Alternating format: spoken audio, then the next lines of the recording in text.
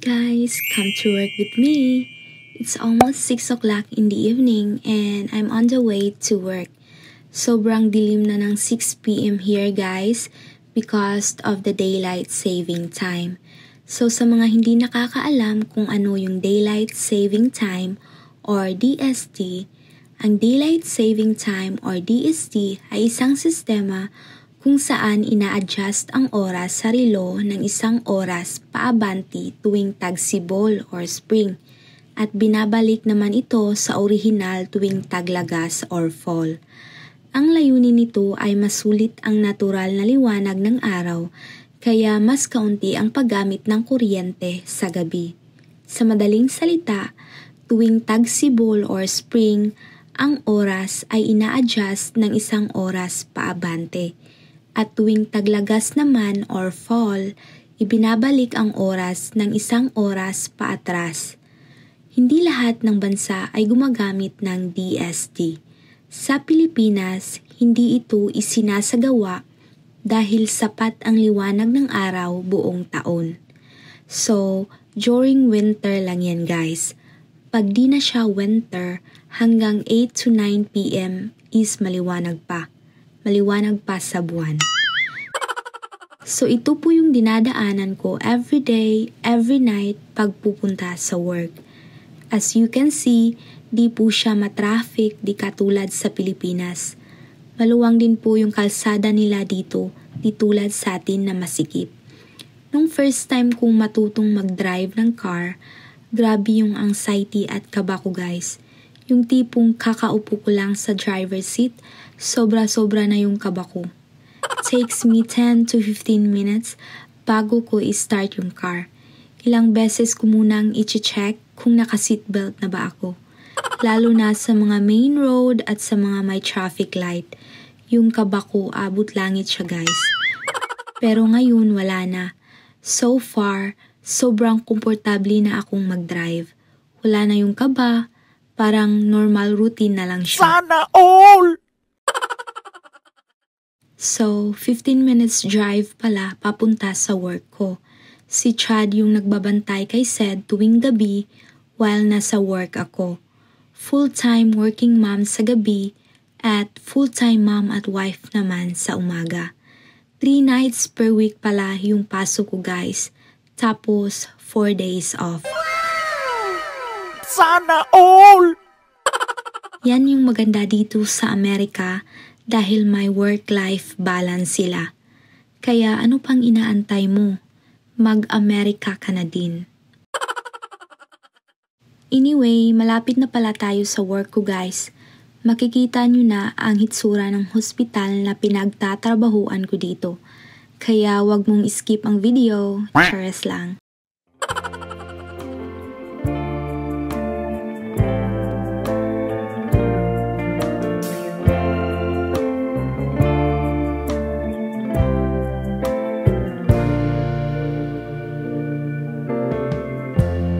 Lighten up, take me on your magic river. Tell me all your dreams align. Sign me up and tell me about the people that you know who are trying to feel alive.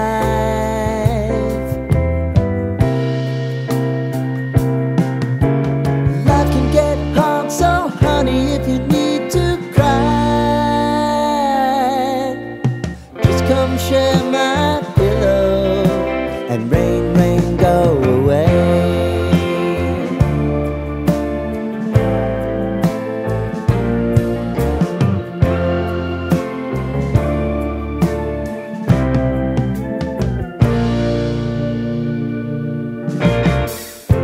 I wanna hear about everything you're ever thinking. You know that I can take the truth. Call me out if you think I'm ever slipping. Maybe I can turn it around. Oh yeah. Tara! Nandito na tayo guys. this is where I work pala. Sobrang napakalaki nitong hospital na to. Nung first time kong mag-orientation dito, naligaw pa ako at na-late. Kahit ngayon na mag-8 months na ako dito, di ko pa rin kabisado. Marami pang part ng hospital na di ko pa napuntahan. Anyway, dito na pala ako sa parking lot. Sa rooftop ako palaging nagpa-park guys. Tapos nagpa-park lang ako pag walang car sa left and right. Dahil natatakot ako makagasgas ng ibang car. Ganyan po ako guys. Prevention is better than cure. Ika nga. Sana all! So, ito yung view ng rooftop parking nila guys. Minsan, may makikita akong ambulance chopper dito na may mga tinatransport na pasyente. So, ayan yung main entrance ng hospital. Meron ding ibang entrance yung emergency department at iba't ibang entrance for the employees. Sobrang laki nito guys. Meron pa to sa likod. Meron din silang new building na ginagawa sa ngayon. Kaya I'm so blessed talaga to be a part of this company. They are always growing and lots of opportunity for advancement. Kung gusto mong mag-aral ng nursing, yung hospital ang sasagot sa lahat. In return, magtatrabaho ka sa kanila ng 3 to 5 years. Walang ganito sa Philippines guys. Mga mayayaman, may pera lang ang makakapag-aral ng nursing. Dito sa Amerika, sobrang daming opportunities. Kaya I'm very blessed to be here. Sana all! Paakyat na ako sa floor ko guys. Di ako nag-e-elevator. I'd rather walk the stairs para exercise na rin. Finally, andito na tayo sa 3rd floor. Sometimes, nag-aantay ako ng mga 10 to 15 minutes bago makapag-clock in. I'm always early kasi sa work guys. Sa 8 months ko dito sa hospital, di pa ako na late. Yung clock in namin guys is around 6:38 to 6:45. Once na lumagpas ka na sa 6:45, automatic late ka na. After makapag-clock in is meron kaming huddle. The charge nurse, nurses, and nursing aides. Bali, team meeting siya guys to know what's the situation of our floor and our patients. At kung ano rin yung mga nangyayari during day shift. After the huddle is pupunta na kami sa hallway kung saan kami na-assign. And we get report from day shift. By the way, I'm on the med-surg unit guys. It is a telemetry and observation unit that specialized in care of patients 18 years and older with variety of medical diagnoses that includes metabolic disorders, stable cardiovascular problems, renal patients, GI bleeds, substance abuse withdrawal, diabetes, and respiratory conditions. Yung duties and responsibilities ko guys are to provide general nursing care and personal care assistance to patients including activities of daily living and the removal of peripheral IVs and indwelling urinary catheter. I also monitor patient condition levels, recognizes and reports changes in patient condition to the registered nurse. Possess the knowledge and skills to keep patients safe, performs hourly rounding to identify and address patient needs.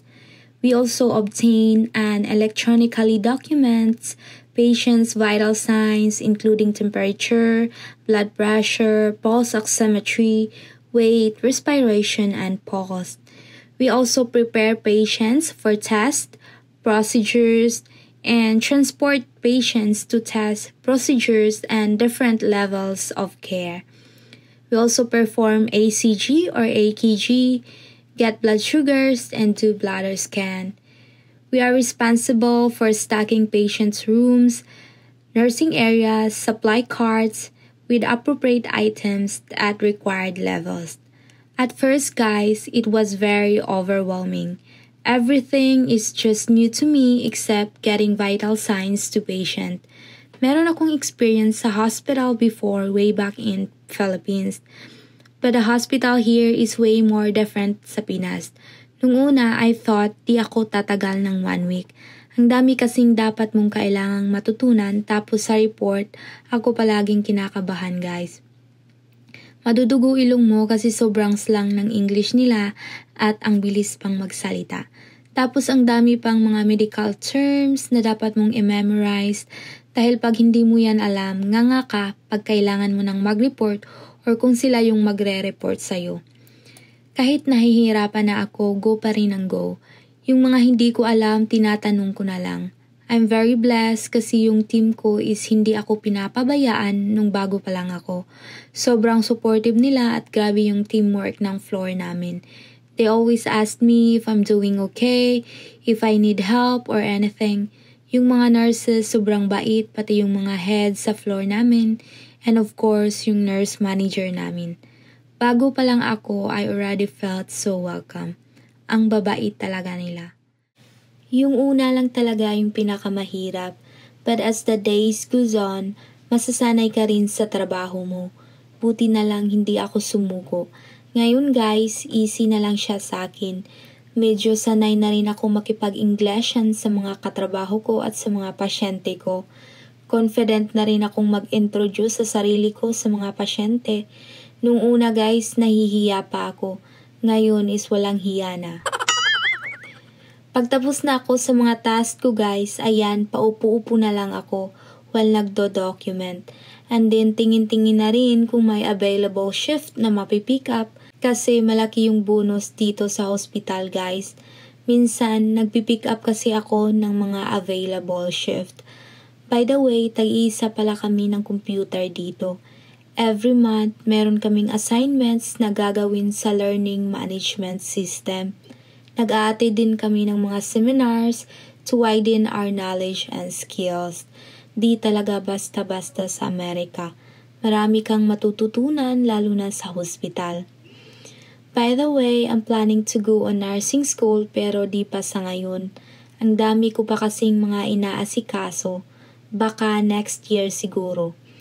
I'm so thankful to be where I am right now. All of this because I have a very supportive husband. I'm so thankful to Chad for everything. He's always there to cheer me up after a long rough night at work. He's always helping me with sad and everything in the house, especially the cleaning. I'm so blessed to have an amazing husband like him. So, hanggang dito na lang guys. Sana magustuhan nyo yung voiced over vlog ko. I'm doing my best to upload video once a week para naman ma-update ko kayo. So yun lang. Don't forget to like and subscribe. Thank you for watching guys. Bye-bye!